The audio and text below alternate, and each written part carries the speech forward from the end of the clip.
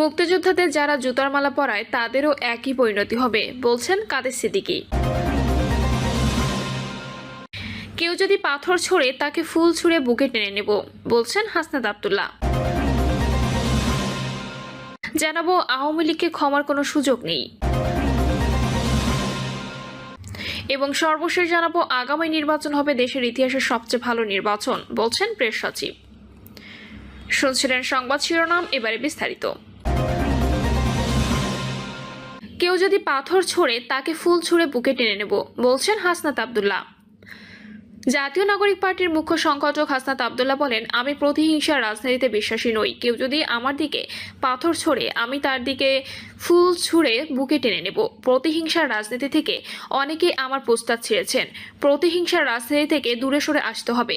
প্রতিহিংসার রাজনীতি, সহিংসতা রাজনীতি কখনো ভালো কিছু করে না।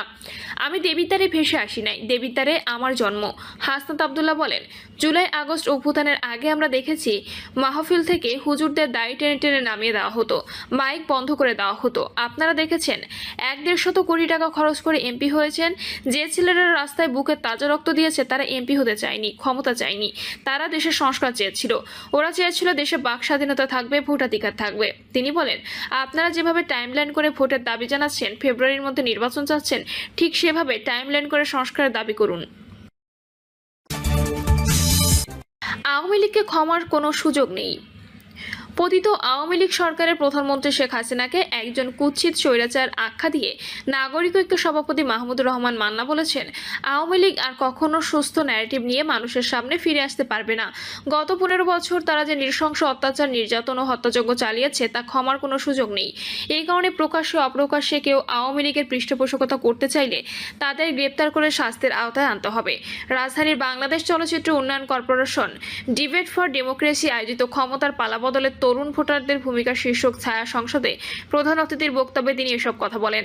মাহমুদুর রহমান মান্না বলেন, প্রধান উপদেষ্টা বলেছেন, বিচার শেষ না হওয়া পর্যন্ত আওয়ামী লীগের কার্যক্রম নিষিদ্ধ থাকবে। আগামী নির্বাচন হওয়ার আগে এ দলের বিচার শেষ হওয়ার সম্ভাবনা নেই, কাজেই দলটি নির্বাচনে অংশ নিতে পারবে না। এছাড়া দলটি জুলাই আন্দোলনে 1400 মানুষকে হত্যা করেছে। তাদের নৃশংস অত্যাচার, নির্যাতন ও হত্যাযজ্ঞ দগদগে খায়ের মতো এমনভাবে খোঁচায় যা স্মৃতিতে আসবেই। তিনি বলেন, সাবেক প্রধানমন্ত্রী পালিয়ে যাওয়ার পর তাদের প্রায় সব নেতাই পালিয়ে গেছেন। ভোটে অংশ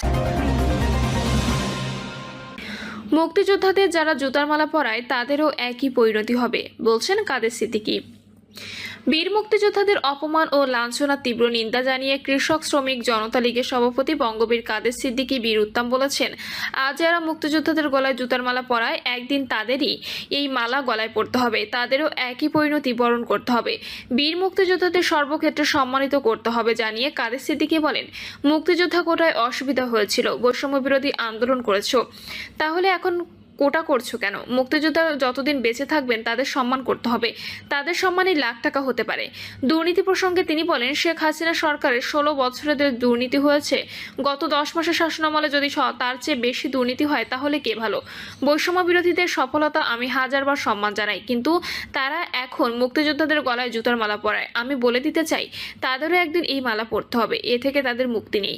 কাদের সিদ্দিকী বলেন, আমার শুরু করা উচিত ছিল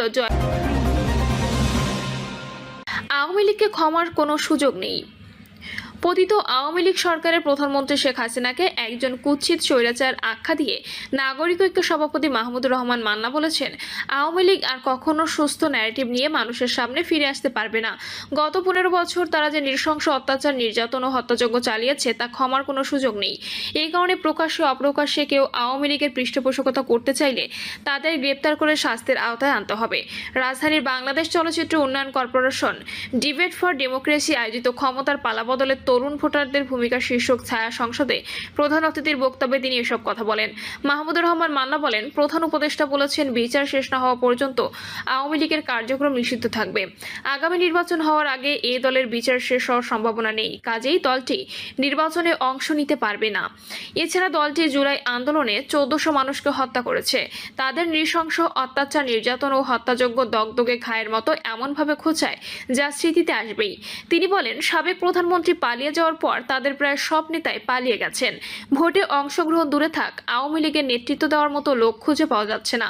জুলাই হত্যাকাণ্ড সহ 15 বছরে গুম, খুন, আয়নাঘর সৃষ্টি, অর্থ পাচার, ব্যাংক লুট, দুর্নীতি, অনিয়ম, অন্যায় সহ নির্বাচন ব্যবস্থাকে কলুষিত করার অপরাধে অভিযুক্ত আওয়ামী লীগ জাতীয় নির্বাচনে অংশগ্রহণের যোগ্যতা হারাবে বলে মনে হচ্ছে।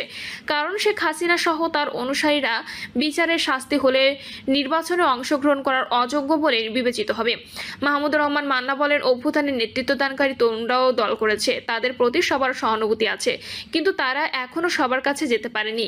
এনসিপির মধ্যে অসংলগ্নতা দেখা যাচ্ছে, তাদের কথায় ও কাজে আরও ঐক্যবদ্ধ ও পরিণত হতে হবে। আগামী নির্বাচন হবে দেশের ইতিহাসে সবচেয়ে ভালো নির্বাচন, বলছেন প্রেস সচিব। প্রধান উপদেষ্টা প্রেস সচিব মোহাম্মদ শফিকুল আলম বলেছেন, আগামী জাতীয় নির্বাচন হবে দেশের ইতিহাসে সবচেয়ে ভালো নির্বাচন। শান্তিপূর্ণ ও উৎসবমুখর পরিবেশে এই নির্বাচন অনুষ্ঠিত হবে। তিনি বলেন, ছাত্র জনতার গণঅভ্যুত্থানের মূল উদ্দেশ্য হলো বাংলাদেশে যাতে গণতন্ত্র ফিরে আসে। এজন্য একটি ফ্রি অ্যান্ড ফেয়ার নির্বাচনের জন্য অন্তর্বর্তী সরকার সব ধরনের পদক্ষেপ নিয়েছে। আমরা চাই বাংলাদেশে সত্যিকার গণতান্ত্রিক ট্রানজিশন হোক। জনগণের ম্যান্ডেট নিয়ে যারাই ভোটে জিতবে তারাই সরকার গঠন করবে। আমাদের সরকারের সর্বোচ্চ চেষ্টা থাকবে যাতে জনগণকে দেশের ইতিহাসে সবচেয়ে ভালো নির্বাচন উপহার দেওয়া যায়। আগামী নির্বাচন দেশের ইতিহাসে one of the best election হবে। খুলনার দিকে বর্তমান সরকারের যথেষ্ট দৃষ্টি রয়েছে জানিয়ে প্রেস সচিব বলেন, যদিও তাৎক্ষণিকভাবে এর ফলাফল দেখা যাচ্ছে না, তবে আগামীতে ভালো ফল দেখা যাবে এবং এই শহর আরও বিকশিত হবে। তিনি বলেন, বিগত আওয়ামী সরকার একটি ভঙ্গুর অর্থনীতি রেখে গেছে, যে কারণে খুলনার জুট ও চিংড়ি সেক্টরে প্রত্যাশিত গ্রোথ হয়নি, বরং জুট মিলগুলো যেভাবে বন্ধ করেছে তা নিয়েও অনেক প্রশ্ন আছে। তবে খুলনায় একাধিক পাবলিক বিশ্ববিদ্যালয় সহ শিক্ষা প্রতিষ্ঠানের সংখ্যা বেড়েছে। বর্তমান সরকার খুলনার একটি সহ 3টি জুট মিলের স্কুল সরকারি করেছে। দেশের প্রত্যেকটা জুট মিলের স্কুল সরকারি করা হবে। বন্দর কেন্দ্রিক একটি ইকোনমিক জোন গড়ে তোলার জন্য কাজ চলছে উল্লেখ করে তিনি বলেন, এজন্য প্রাইভেট সেক্টরে এগিয়ে আসতে হবে। ইতোমধ্যে প্রধান উপদেষ্টা চীন সফরকালে এ বিষয়ে তাদের সহযোগিতা চেয়েছেন। আগামী দশক খুলনার জন্য গ্রোথের দশক হবে, পুরনো গৌরব ফিরে পাবে। উপকূলের বেড়িবাঁধ রক্ষা এবং ভবদহ নিয়েও সরকার কাজ করছে জানিয়ে শফিকুল আলম আরও বলেন, সাতক্ষীরার শ্যামনগর ও গাবুরায় স্থাপনকৃত সুপেয় পানির প্রজেক্ট বাড়িয়ে সব উপকূলীয় এলাকায় চালুর উদ্যোগ নেওয়া হচ্ছে। পাশাপাশি জলবায়ু পরিবর্তনের কারণে বাস্তুচ্যুত হওয়া ক্ষতিগ্রস্তদের জন্য একটি প্রকল্প হাতে নেওয়া হয়েছে। খুলনা অঞ্চলে পাইপলাইনে গ্যাস সরবরাহ না থাকা সংক্রান্ত সাংবাদিকদের এক প্রশ্ন জবাবে প্রেস সচিব বলেন, গ্যাস ছাড়াও অনেক কারখানা পরিচালিত হচ্ছে। বিশেষ করে খুলনায় জুতা এবং ব্যাটারি সেক্টর অনেক সম্ভাবনা তৈরি করেছে। কাজেই গ্যাসের উপর নির্ভরশীল না হয়ে দক্ষ শ্রমিক দিয়ে কিভাবে কর্মসংস্থান বৃদ্ধি করা যায়, সরকার সেদিকে জোর দিচ্ছে। প্রিয় দর্শক, এই ছিল এখনকার সর্বশেষ সংবাদ। আপডেট সব সংবাদ পেতে চ্যানেলটি সাবস্ক্রাইব করে বেল আইকনটি ক্লিক করে রাখুন।